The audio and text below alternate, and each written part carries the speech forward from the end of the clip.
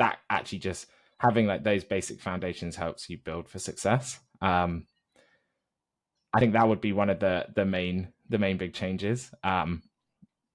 But I think everything else is really just to always be have like maintain being open to new ideas and getting the right knowledge in when you need it. I think some of our biggest growth parts is when we've taken in some external help, like just new ideas, an external voice, someone, consultants to come in and you know pick apart what we don't know. And I think that's been like one of the things that I would definitely always take in. As soon as you're like feeling vaguely stuck or not even stuck, you're comfortable, just bring someone else in to sort of tear it up a bit, so that you keep moving forward.